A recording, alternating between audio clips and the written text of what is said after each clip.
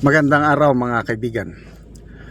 May nabasa akong post na sinasabi DNR welcomes Fox Silica because it creates thousands of jobs, sinasabi, and assures the people that it will be very strict in preserving the environment na hindi masisira.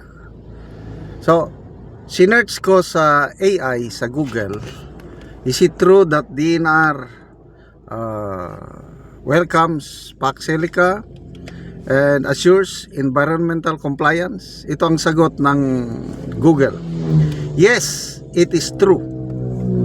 The Department of Environment and Natural Resources stated that it welcomes the proposed Fox Silica project while promising to enforce strict environmental rules and safeguards. Acting Environment Secretary Juan Miguel Cuna, ito ang kanyang payag: "We will ensure environmental compliance will be strictly observed. We look forward to a big project like this that will provide jobs and help our economy, but we will definitely not sacrifice the environment for the Fox Silica."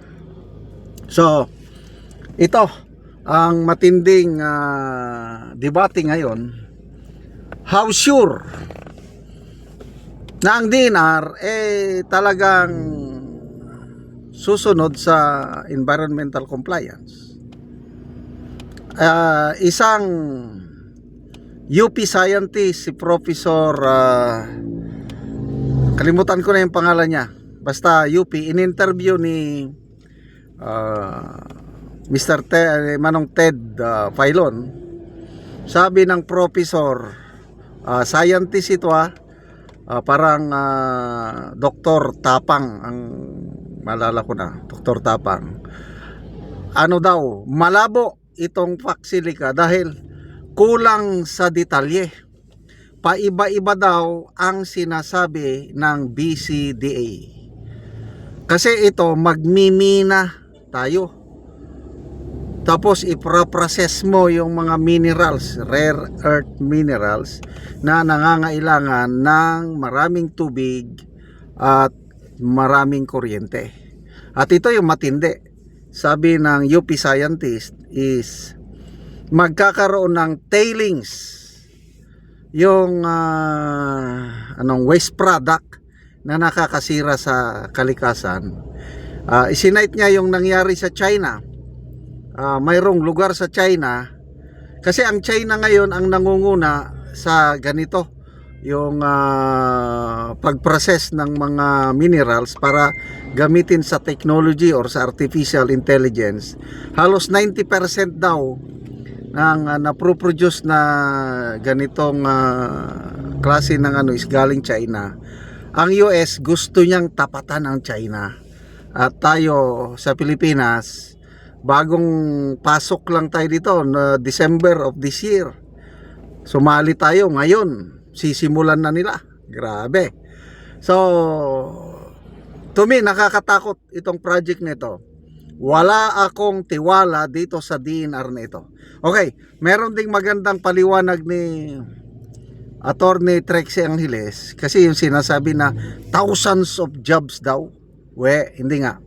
Kasi ang is construction lang daw. Ang jobs na makikreate ito habang pinapatayo ang mga facilities, yan, magkakaroon ng trabaho. But that's temporary. Once na natapos na ang mga structures, ang magtratrabaho daw dito is robots na, at tapos walang transfer of technology. Napakaganda itong paliwanag ni Attorney Trixie Angeles.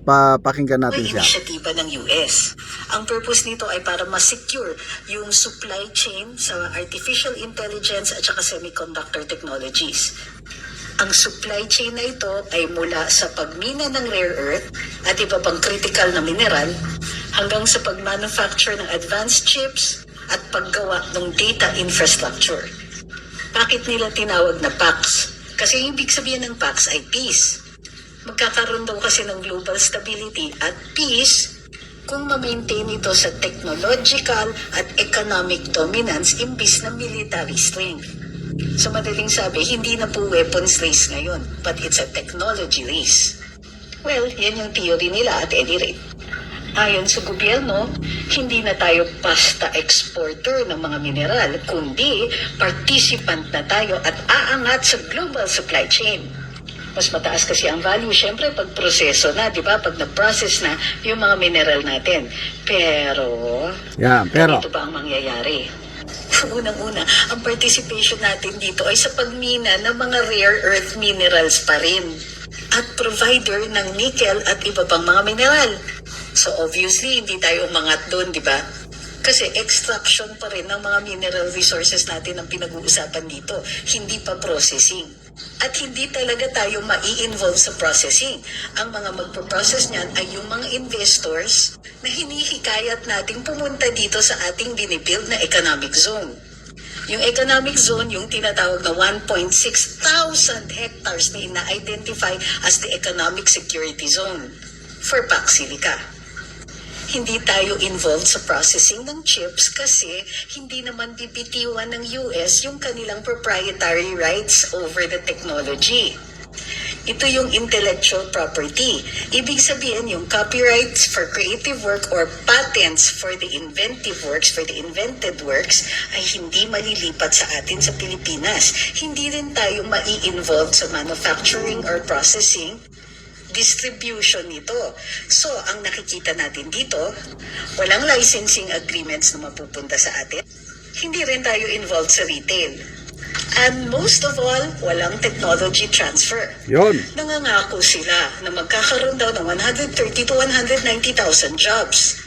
But what does that mean? Anong jobs yon?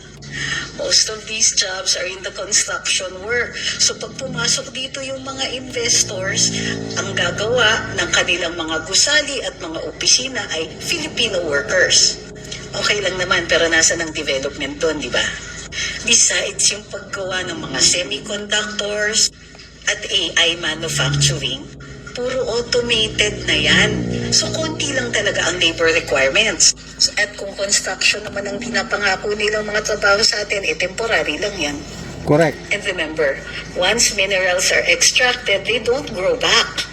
Meaning, as long as may minerals tayo, player tayo. Pero without that, wala na. Not without the technology transfer or increase in the knowledge base dito sa Pilipinas. Sabi nila, magiging bahagi daw tayo ng trusted site ng global tech economy. But again, that will last only for so long as meron tayong minerals na kailangan nila at mali-leverage natin yung ownership ng minerals na yon to become a Ayan. So, labor, yung trabaho, construction lang. Yung technical aspect na labor o yung gagawa na ng chips, automated. Ibig sabihin, mga robots na yan. Kaya ako, wala akong tiwala dito sa PAX Silica na ito. Lalo na doon sa paliwanag ng UP scientists na saan nila itatapon yung kanilang waste product. Walang plano. Baka mamaya magiging environmental disaster para sa Pilipino itong PAX Silica project nito. Sige, Dinar. Sana nga matupad ninyo ang inyong pangako. But to me, opinion ko lang ito, wala na akong tiwala sa DNR nito. Yes na lang ng yes. At wala namang assurance, safety ng future generations natin. Salamat mga kaibigan sa inyong pagsubaybay sa channel nito. Nakakatulong kayo ng malaki sa tribong Talanding ng Bukidnon dahil ang income natin sa channel nito is pantulong sa tribo.